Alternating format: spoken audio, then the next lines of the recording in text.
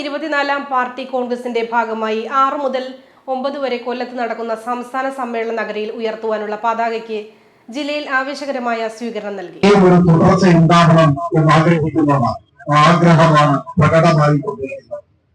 വ്യത്യസ്തമായ രാഷ്ട്രീയ നിലപാടുകൾ സ്വീകരിക്കുന്നവരെങ്കിലും ഇടതുപക്ഷ ഭരണത്തിന് കീഴിൽ കേരളം വികസനത്തിന്റെ ഉയരങ്ങൾ കീഴടക്കുകയാണ് എന്ന് ശരിയായി തിരിച്ചറിയുന്നുണ്ട്. സംസ്ഥാന സമ്മേളനത്തിൽ ചർച്ച ചെയ്യാൻ പോകുന്ന ഏറ്റവും പ്രധാനപ്പെട്ട ഒരു രേഖ നവകേരളത്തിന്റെ രൂപരേഖയാണ്.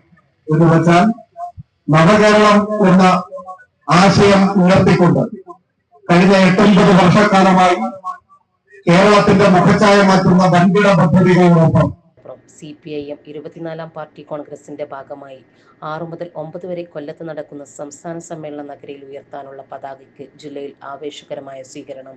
സംസ്ഥാന സെക്രട്ടേറിയറ്റ് അംഗം M. സ്വരാജ് ക്യാപ്റ്റനായ ജാഥ ജില്ലയിലെ പര്യടനം പൂർത്തിയാക്കി പാലക്കാട് ജില്ലയിലേക്ക് കടന്നു. കോഴിക്കോട് അതിർത്തിയായ ഐക്യരപ്പടി മുതൽ പാലക്കാട് അതിർത്തിയായ പുലാമന്തോൾ പാലം വരെ ജില്ലയിലെങ്ങും ആവേശകരമായ വരവേൽപ്പാണ് ജാഥയ്ക്ക് ലഭിച്ചത്.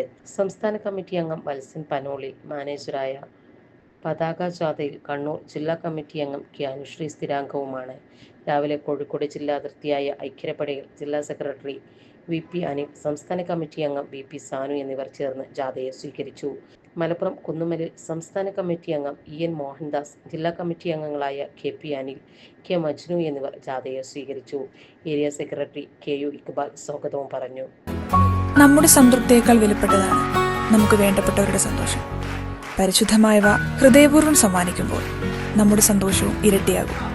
Dubai Golden Diamonds, Pride of Generations, India, Oman, Bahrain.